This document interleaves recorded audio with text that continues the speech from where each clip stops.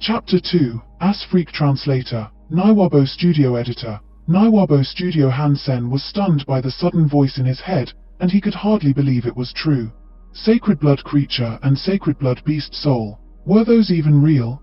The creatures of God's sanctuary were divided into 4 parts: ordinary creatures, primitive creatures, mutant creatures, and sacred blood creatures. Different genopoints could be gained by eating flesh of creatures of different types. At that time, there were 4 God's sanctuary phases known to men. With each physical evolution completed, access to the next space would be permitted. The more powerful the genopoints used in evolution, the higher the likelihood of surviving in the next space. Sacred blood beast souls were without any doubt the best beast souls. Any sacred blood beast soul could be sold at an enormous price. When Han Sen finally realized what had really happened, he was almost trembling. Holding the dagger to pick open the shell of the black beetle, he filled his mouth with meat as tender as jelly. Flesh of black beetle eaten. 1 sacred genopoint gained. Feeling the flesh turn to energy and hearing the voice in his mind almost brought Han Sen to tears. He grabbed a claw and sucked out all meat from it, feeling waves of energy hitting his body and boiling his blood. There was not much difference between eating a sacred blood black beetle and eating a crab. After sucking the meat clean from all 6 claws, Han Sen started to cut the meat inside the shell.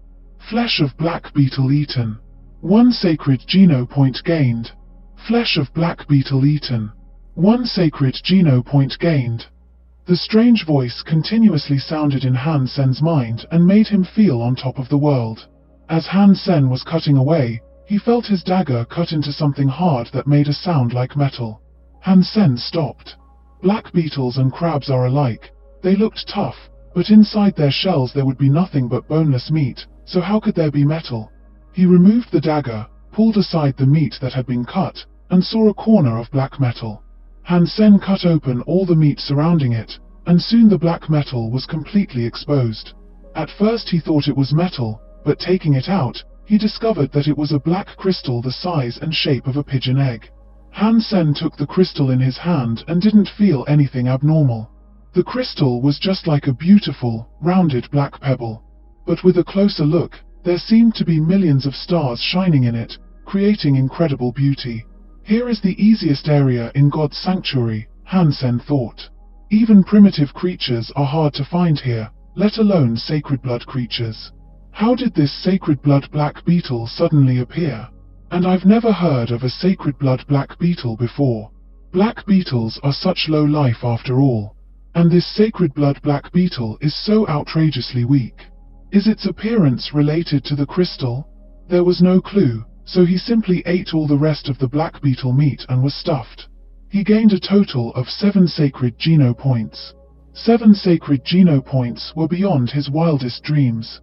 With his background, he needed to risk everything even to kill a primitive creature, let alone a sacred blood creature. The shell of the sacred blood black beetle was also precious material, so Han Sen picked up all the claws and stuffed them into his pocket, together with the upper and lower shells.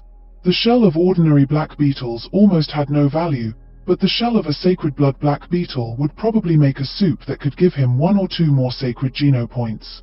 It was the first time Han Sen had eaten a sacred blood creature.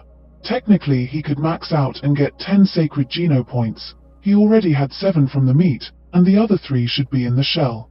If he were to sell the shell, he could probably afford a nice private aircraft in Levo Interstellar Alliance with the money he received. On the way back to Steel Armor Castle, everyone was pointing at him, gloating and laughing, and no one would come near him. Everyone in the sanctuary was looking at him as if he were a monster. Normally, when an ordinary person went to the sanctuary, even if he were poor, if his martial skills were not too bad, he could always find some companions and kill a few primitive creatures together, and he would be nowhere near as miserable as Han Sen. However, in the entire Steel Armor Castle, no one was willing or had the courage to have anything to do with Han Sen. More than 3 months ago, Han Sen had entered God's sanctuary for the first time. The moment he stepped outside Steel Armor Shelter, he saw a giant white wolf unicorn standing with its back towards him around the corner of the rampart.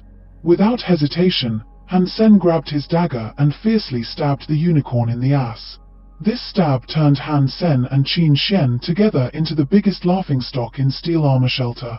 Yes, the White Wolf Unicorn was not a beast, but a human like Han Sen himself. She was just transforming using a beast soul. Qin Shen was also the most powerful woman in Steel Armor Shelter. She was likely to finish her first evolution with sacred genopoints and embark on the path of evolution. A new guy stabbing Qin Shen's rear end became the biggest joke in Steel Armor Shelter.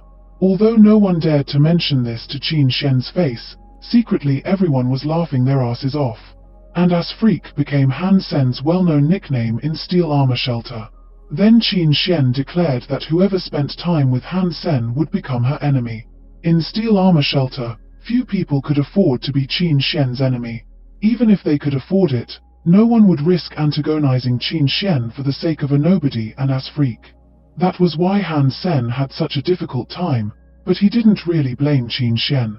It was his fault in the first place. He was too nervous the first time he came to God's Sanctuary, plus he had never seen creatures in his previous world or Transformers before, which all led to the unforgivable mistake. Han Sen was already grateful that Qin Shen did not kill him in anger. The only lucky thing was that the teleportation into God's Sanctuary was always random, and there were no familiar faces in Steel Armor Shelter, so no one knew his real name.